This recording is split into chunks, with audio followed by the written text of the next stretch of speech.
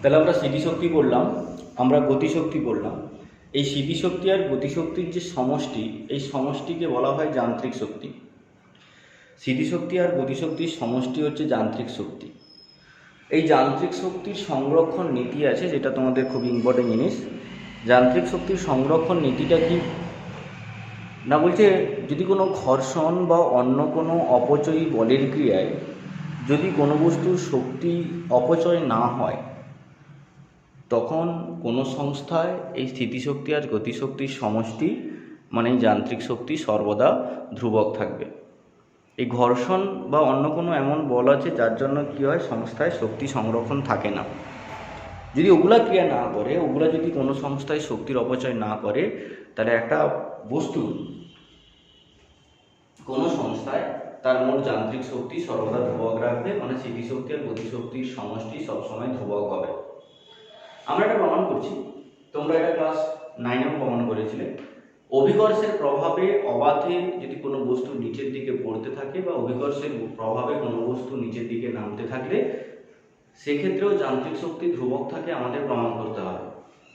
ধরো আমি ধরে নিচ্ছি অভিকর্ষের প্রভাবে একটা বস্তু উপর থেকে গতিশীল নিচের দিকে পড়ছে, এটা নির্দেশ তল। বস্তুটা এখানে আছে, কিছু সময় পরে বস্তুটা কোথায় এসছে, এখানে।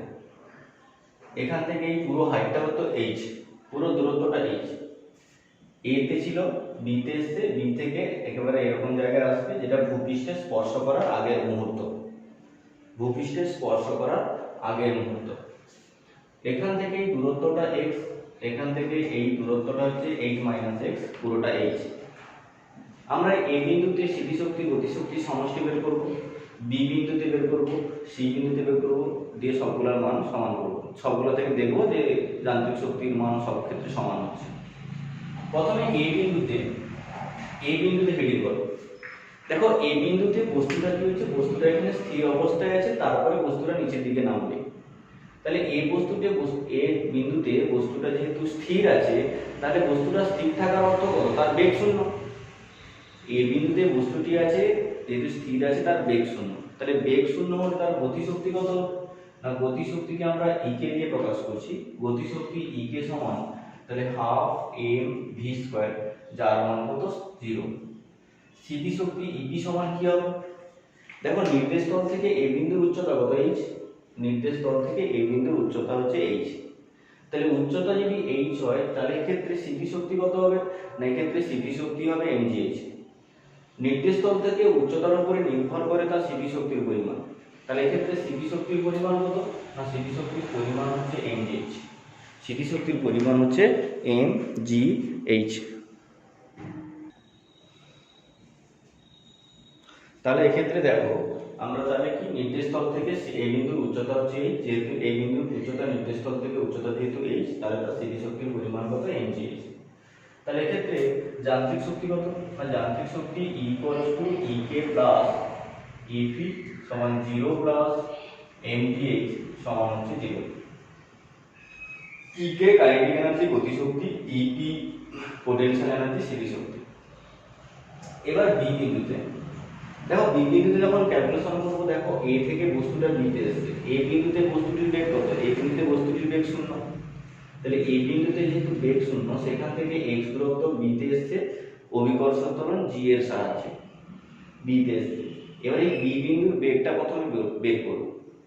ধরে নিচ্ছি বি বিন্দুর বেগ ভি, তাহলে এখান থেকে v square equals to u square plus 2as, এই ফর্মুলা অনুযায়ী আমরা ভি মান বের করব। তাহলে এক্ষেত্রে ভি স্কয়ার সমান কত, এটা 0 প্লাস 2 ইনটু জি ইনটু কত দূরত্ব এসছে, এখান থেকে এটা x দূরত্ব এসছে, তাহলে ইনটু x। তাহলে এখান থেকে v square equals two 2gx। তাহলে এখান থেকে গতিশক্তি E কে সমান কি, না E কে সমান হাফ m v স্কয়ার, সমান half into m into v এর মান হচ্ছে 2gx সমান হচ্ছে mgx। গতিশক্তি এখানে কি পেলাম, mgx। দেখো এই নির্দেশ তল থেকে বি বিন্দুর উচ্চতা কত, নির্দেশ তল থেকে বি বিন্দুর উচ্চতা হচ্ছে h মাইনাস x। তাহলে নির্দেশ তল থেকে বি বিন্দুর উচ্চতা h মাইনাস x, তাহলে স্থিতিশক্তি কত হবে, EP সমান mg into h minus x। তাহলে এখান থেকে E equals to EK plus EP সমান হচ্ছে mgx plus mg into h minus x সমান mgx plus mgh minus mgx সমান হচ্ছে কত পাচ্ছি mgh। তাহলে সরি এখানে একটা ভুল ছিল, এটা যোগ করলে এটা mgh হবে mgh। তাহলে এখানে এটা তোমরা দেখে নেবে, তাহলে এই সমান কত হচ্ছে mgh, তাহলে এই বিন্দুতে যান্ত্রিক শক্তি mgh, আবার বি বিন্দুতে যান্ত্রিক শক্তি কত পাচ্ছি mgh।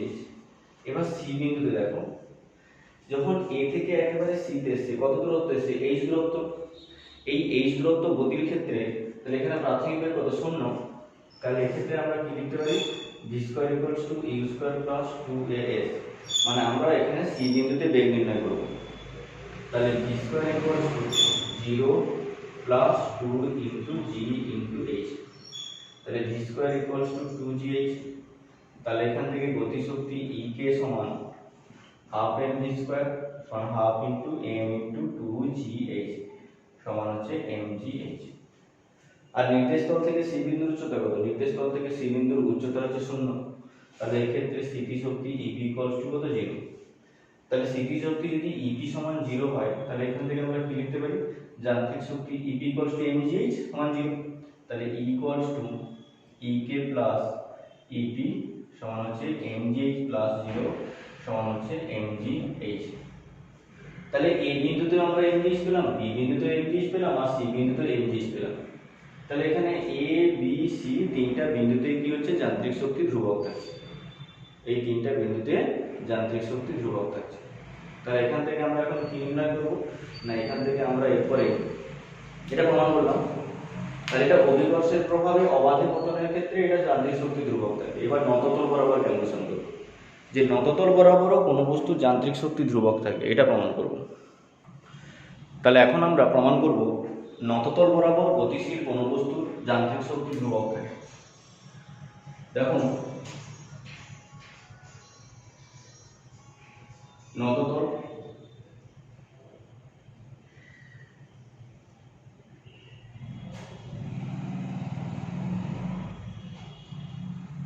এটা একটা নততল, যার এই উচ্চতাটা হচ্ছে h, এটা হচ্ছে নততল। ধরো এটা a বিন্দু, এখানে a তে একটা বস্তু আছে, সেটা b তে এলো, সেটা আবার কোথায় এসেছে, সেটা আবার c তে এসেছে। a তে ছিল, তারপরে b তে এসেছে, তারপরে c তে এসেছে। এখান থেকে এটা কত দূরত্ব এসেছে, এখান থেকে এটা x দূরত্ব এসেছে x। তাহলে এখানে যখন বস্তুটা আছে, ওই বিন্দুতে যখন বস্তুটা আছে তখন তার ওজন কত না, এই ক্ষেত্রে বস্তুটির ওজন mg সোজা অভিলম্বভাবে নিচের দিকে, যেটা আমরা আগে বলেছিলাম এই দৈর্ঘ্যের সঙ্গে সমান। a এটা b এটা c ধর এটা d, তাহলে এই mgটা এর সঙ্গে প্যারালাল। এই কোণটা মানে নতি কোণ যদি থিটা হয়, তাহলে এই উপাংশে ভাঙো, এটা একটা উপাংশ, এটা একটা উপাংশ, এই কোণটাও থিটা, mg cos থিটা, এটা হলো mg sin থিটা। এখান থেকে আমরা যান্ত্রিক শক্তি নির্ণয় করব প্রথমে এই বিন্দুতে। তাহলে নির্দেশ তল নিচেরটা, এটা হলো নির্দেশ তল। এই নির্দেশ তল থেকে এই বিন্দুর উচ্চতা কত h, নির্দেশ তল থেকে এই বিন্দুর উচ্চতা যেহেতু h, তাহলে স্থিতি শক্তি EP সমান mgh।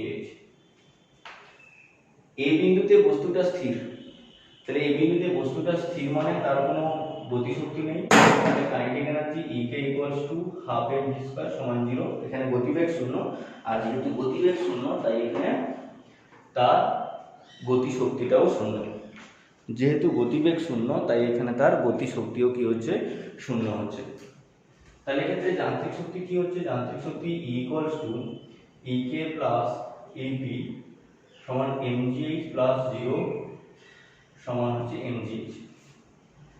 এবার এই বি বিন্দুতে ক্যালকুলেশন করব। বি বিন্দুতে দেখো এ থেকে যে বি তে বস্তুটা আসছে কত বলের ক্রিয়া আসছে, mg sin থিটা বলের ক্রিয়া।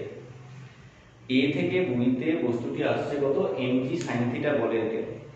তাহলে এ থেকে বি তে যদি বস্তুটা mg sin থিটা বলের ক্রিয়া আসে, তাহলে এই ক্ষেত্রে a equals to mg sin theta. কত ত্বরণ নিয়ে আসছে না, ত্বরণ a ইকুয়ালস টু f/m সমান mg sin theta by m, mg sine theta by m, এই পরিমাণে বল নিয়ে ত্বরণ নিয়ে গতিশীল হচ্ছে। এম আর এম কেটে যাবে, থাকবে কত জি সাইন থিটা, জি সাইন থিটা। এবার এখান থেকে এই যে এ থেকে বিতে এখানে বেগ কত, বি বিন্দুতে বেগটা হচ্ছে ভি, কত দূরত্ব এসে এক্স দূরত্ব, তাহলে ভির মান বের করব। তাহলে এক্ষেত্রে v square equals to u square plus 2as, তাহলে v square equals to 0 plus 2 into এর মান হচ্ছে এটা জি সাইন থিটা ইনটু কত দূরত্ব এ থেকে বিতে এক্স দূরত্ব, সমান হচ্ছে 2gx সাইন থিটা। তাহলে এখান থেকে গতিশক্তি কত না, গতিশক্তি ek equals to half M V square সমান half into M into 2gx sin theta সমান হচ্ছে mgx sin থিটা। তাহলে আমরা বি বিন্দুতে গতিশক্তি পেলাম, বি বিন্দুতে স্থিতিশক্তি নির্ণয় করব। বি বিন্দুতে স্থিতিশক্তি নির্ণয় করতে হলে তোমাকে এখান থেকে হাইটটা বের করতে হবে, উচ্চতা।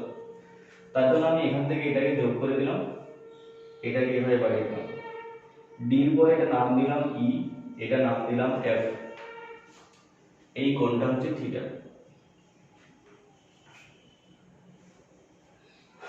দেখো তাহলে নির্দেশ তল থেকে বি বিন্দুর উচ্চতা কত, বি বি মানে হচ্ছে এফ ডি, আর এফ ডি মানে হচ্ছে A D minus A F. আমরা এই উচ্চতাটা বের করব। তাহলে বি বিন্দুর উচ্চতা কত, নির্দেশ তল থেকে উচ্চতা হচ্ছে বিই, নির্দেশ তল থেকে বি বিন্দুর উচ্চতা BE.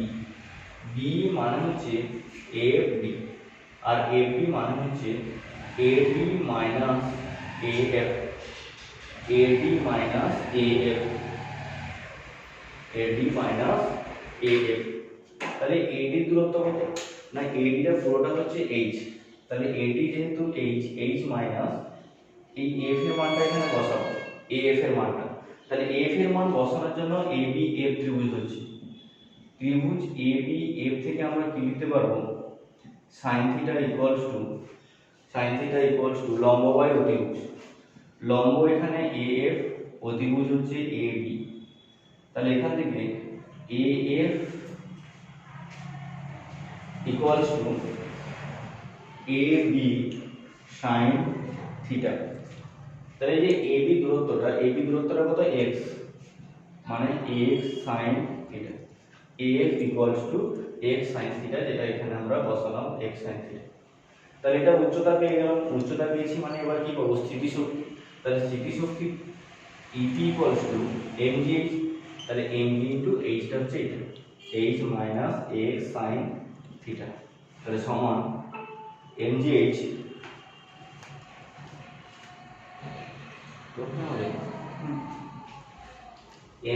Minus mgx sin theta.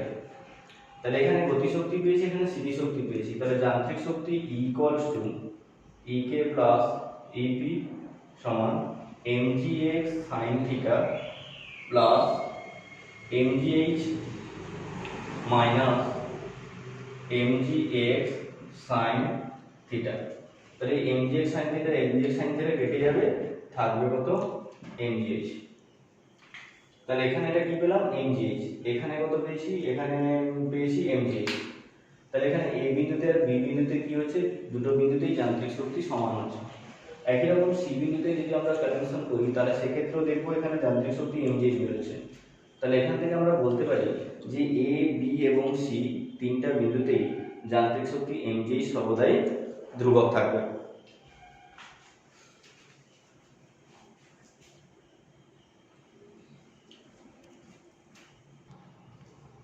এরপর আমরা এই যান্ত্রিক শক্তি ধ্রুবক থাকে প্রমাণ করব হাইড্রোজেন গ্যাসপূর্ণ বেলুনের ক্ষেত্রে। একটা হাইড্রোজেন গ্যাসপূর্ণ বেলুন যদি উপরের দিকে উঠতে থাকে সেক্ষেত্রে যান্ত্রিক শক্তি ধ্রুবক থাকে প্রমাণ করতে হবে। দেখো একটা হাইড্রোজেন গ্যাসপূর্ণ বেলুন যখন ভূপৃষ্ঠে থাকে তখন এক্ষেত্রে উচ্চতা শূন্য, তাহলে এক্ষেত্রে পোটেনশিয়াল এনার্জি স্থিতিশক্তিগত শূন্য, এখানে মানে উচ্চতা শূন্য, এক্ষেত্রে বেগও শূন্য, স্থির অবস্থায় আছে, তাহলে গতিশক্তিও কত হচ্ছে 0। তাহলে এক্ষেত্রে যান্ত্রিক শক্তি কত, যান্ত্রিক শক্তি E equals to EK plus EP, সেটা হচ্ছে 0। যান্ত্রিক শক্তি equals to EK plus E P এটা সমান হচ্ছে 0 পাচ্ছি। কিন্তু যখন এই বস্তুটা কিছুটা উপরের দিকে উঠবে, ধরো এই উচ্চতায়, যখন এই উচ্চতায় আসবে তখন কি হচ্ছে, এখানে আবার যান্ত্রিক শক্তি বের করব। একটা জিনিস দেখো, বস্তুটা এই জায়গায় আছে ছিল, এখান থেকে এইরকম জায়গায় আসছে, তাহলে এক্ষেত্রে এই বেলুনটা কেন উপরের দিকে আসছে না, বেলুন উপরের দিকে যাওয়ার কারণ হচ্ছে বেলুনের উপরে একটা ঊর্ধ্বমুখী প্রবণতা বল ক্রিয়া করছে। কোনো বেলুন উপরের দিকে যায় ত্বরণ নিয়ে, কেন তার নিচ থেকে একটা ঊর্ধ্বমুখী প্রবণতা বল ক্রিয়া করলে তবেই বেলুনটা উপরের দিকে যায়। ধরলাম এই বেলুনটার উপরে একটা এফ বল প্রয়োগ করার ফলে স্মল এম ভরের বেলুন, তার উপরে এফ বল প্রয়োগ করা হয়েছে। তাহলে স্মল এম ভরের বেলুনে যেহেতু এফ বল প্রয়োগ করা হয়েছে, তার ঊর্ধ্বমুখী ত্বরণ কত, উপরের দিকে ঊর্ধ্বমুখী ত্বরণ A equals to F/m। এই উচ্চতায় আসার পরে বেগ বের করবে, এখানে তো বেগ শূন্য, এই উচ্চতায় আসার পরে তার বেগ বের করবে। তাহলে v square equals to u square plus 2as, v square equals to 0 plus 2 into a হচ্ছে F/m আর s হচ্ছে h, মানে 2fh/m, 2fh/m। তাহলে v square equals two 2fh/m।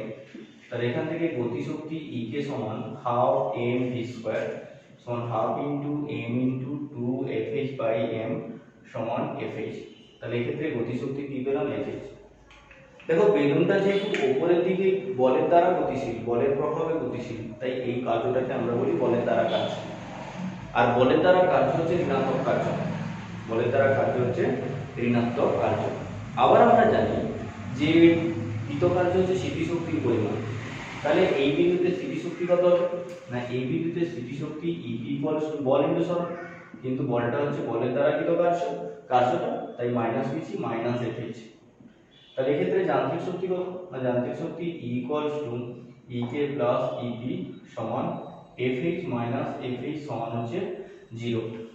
তাহলে এখানে যান্ত্রিক শক্তি কত পেলাম, এখানেও যান্ত্রিক শক্তি পেলাম E equals to EK plus EP, মানে এক্ষেত্রে যান্ত্রিক শক্তি 0 পেলাম। আমরা যান্ত্রিক শক্তি এ বিন্দুতে নিচে ভূপৃষ্ঠেও 0 পেয়েছিলাম, এখন এই উচ্চতায়ও আমরা যান্ত্রিক শক্তি কত পাচ্ছি, 0 পাচ্ছি। যেহেতু উভয় ক্ষেত্রে যান্ত্রিক শক্তি সমান হচ্ছে, তাই আমরা বলতে পারি যান্ত্রিক শক্তি সর্বদাই, মানে এক্ষেত্রে হাইড্রোজেন গ্যাসপূর্ণ বেলুনের ক্ষেত্রে যান্ত্রিক শক্তি ধ্রুবক থাকবে। এখন আমরা পড়ছি কার্য শক্তি উপপাদ্য। কার্য শক্তি উপপাদ্য, ওয়ার্ক পাওয়ার থিওরি। কার্য এবং শক্তির সম্পর্ক। একটা বস্তু এখান থেকে ধরো এইভাবে গতিশীল, এ বিন্দু থেকে বি বিন্দুতে একটা বস্তু গতিশীল, এ থেকে বিতে, এ থেকে বিতে গতিশীল, এর একটা ক্ষুদ্র অংশ ধরলাম ডিএল। এই যে দুটো রেখা দিয়েছি, এটা ডিএল একটা ক্ষুদ্র অংশ। এখানে ডিএল এর স্পর্শক হচ্ছে এইভাবে ডিএল ভেক্টর, ডিএল এর স্পর্শক ডিএল এর অভিমুখ। এই বিন্দুতে বল ক্রিয়া করছে, এফ বল ক্রিয়া করছে ধরলাম কত কোণে, থিটা কোণে এফ বল ক্রিয়া করছে। প্রথম ক্ষেত্রে ধরছি যে এফ বলের ক্রিয়ায় তার সরণ হয়েছে কতটা, ডিএল।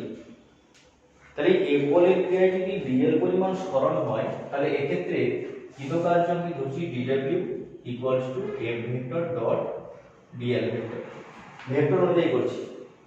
কিন্তু আমাদেরকে এইটুকুর জন্য কৃতকার্য বের করতে হবে, এইটুকুর জন্য নয়। আমাদের কৃতকার্য বের করতে হবে বস্তুটা এ থেকে বিতে গতিশীল, বস্তুটি এ থেকে বিতে গতিশীল, তার জন্য আমাদের কৃতকার্য বের করতে হবে।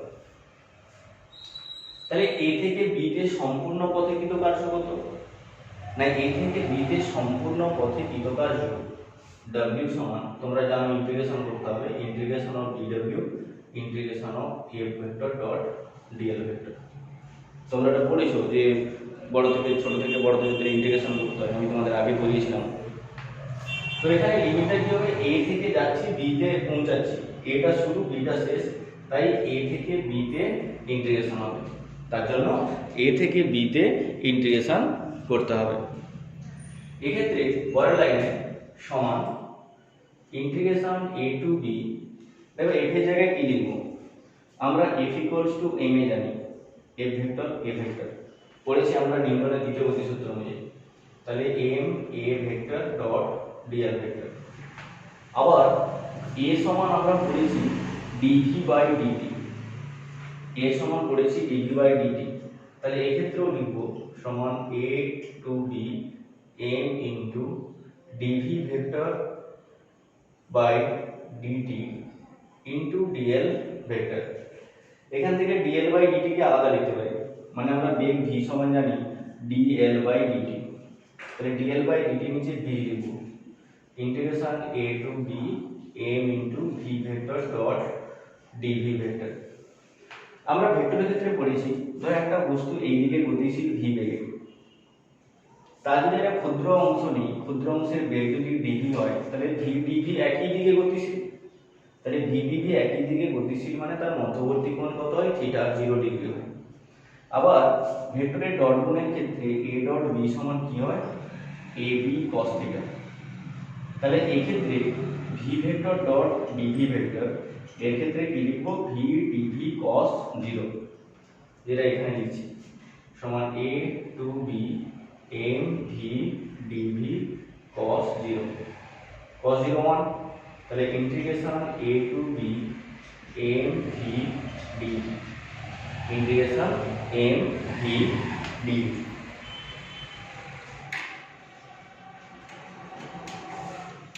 তাহলে এখান থেকে দেখো এখন এবার m to the constant m integration a to b v dv।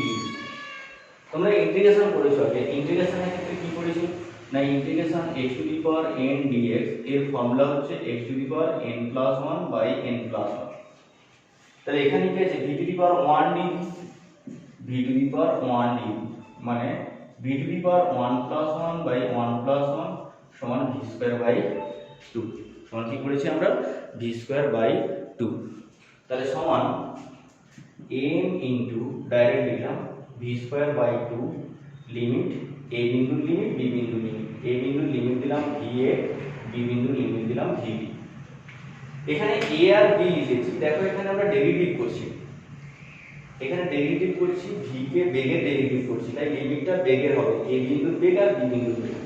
a বিন্দুর বেগকে আমরা ধরে নিলাম va আর b বিন্দুর বেগকে ধরছি vb, তার জন্য va থেকে vb কে আমরা কি করছি, ইন্টিগ্রেশন করেছি, লিমিট দিয়েছি।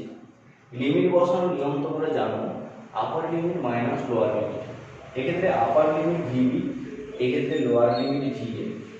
এই আপার লিমিট vb কার জায়গায় বসবে, v এর জায়গায়, এই লোয়ার লিমিট va কার জায়গায় বসবে, v এর জায়গায়। তাহলে vb স্কয়ার বাই 2 হবে minus vb square by a হবে, সঙ্গে তো m আছে, তাহলে সমান কি লিখব, সমান m into vb square by 2 minus va square by 2। এই গুণ করে দাও, গুণ করলে কি আসবে, half m vb square minus half m va square. তাহলে এটা b বিন্দুর গতিশক্তি হাফ m v, আমরা জানি b বিন্দুর গতিশক্তি, এটা হচ্ছে a বিন্দুর গতিশক্তি। তাহলে গতিশক্তির পরিবর্তন সমান গতি শক্তির পরিবর্তন, গতি শক্তির পরিবর্তন। তাহলে কোনো গতিশীল, কোনো বস্তু যদি গতিশীল হয় কোনো পথে, তার ক্ষেত্রে কোনো বস্তু যদি কোনো পথে গতিশীল হয় সেক্ষেত্রে তার কৃতকার্যের রাশিমালা কি না, তার কৃতকার্যের রাশিমালা, কৃতকার্য মানে হচ্ছে গতিশক্তির পরিবর্তন। কার্যশক্তি উপপাদ্য বলছে কৃতকার্য হলো কোনো গতিশীল বস্তু যদি কোনো নির্দিষ্ট পথে যদি গতিশীল হয় সেক্ষেত্রে তার কৃতকার্য হচ্ছে তার গতিশক্তির পরিবর্তন। যদি আমরা গতিশক্তির পরিবর্তন নির্ণয় করতে পারি সেক্ষেত্রে কৃতকার্য পাবো। কার্যশক্তি উপপাদ্যের বিবৃতি এটাই যে কৃতকার্য হলো গতিশক্তির পরিবর্তন, ঠিক আছে, এটা সম্পূর্ণ পথে কৃতকার্য হয়ে গেল, এটাই হচ্ছে কৃতকার্যের রাশিমালা। আশা করি বুঝতে পেরেছো। এখানে যে যে জিনিসগুলো আমরা অ্যাপ্লাই করেছিলাম, তাহলে এফ এর জায়গায় আমরা এম এ বসিয়েছিলাম, আর এ এর জায়গায় আমরা ডিভি বাই ডিটি বসিয়েছিলাম, এটা ভেক্টর দিয়ে করেছিলাম এগুলো ডিভি বাই ডিটি দিয়ে। আবার ভি সমান ছিল ডিএল বাই ডিটি ছিল, ঠিক আছে। আমরা এই ফর্মুলাটা বসিয়েছিলাম a vector dot b vector সমান এ বি কস থিটা, এই ফর্মুলা বসিয়েছিলাম, যে কি করেছিলাম না v vector dot dv vector সমান ভি ডিভি কস 0 মানে হচ্ছে ভি ডিভি। এই ফর্মুলাগুলো এখানে পুট করেছিলাম, এটা মনে রাখতে হবে। ইন্টিগ্রেশন তোমরা ভালো করে করবে, এখানে মোটামুটি ডেটাটা একটু লিখে দিয়েছি, তোমরা যারা শেখনি এখনো তাদের ক্ষেত্রে এটা একটু কাজে লাগবে, এটা অঙ্কের ক্ষেত্রে খুব কাজে লাগবে, এবং এটা তোমাদের থিওরি হিসাবে এটা খুব ইম্পর্টেন্ট কোশ্চেন। এটা পরীক্ষার জন্য তোমাদের খুব ইম্পর্টেন্ট কোশ্চেন, ঠিক আছে।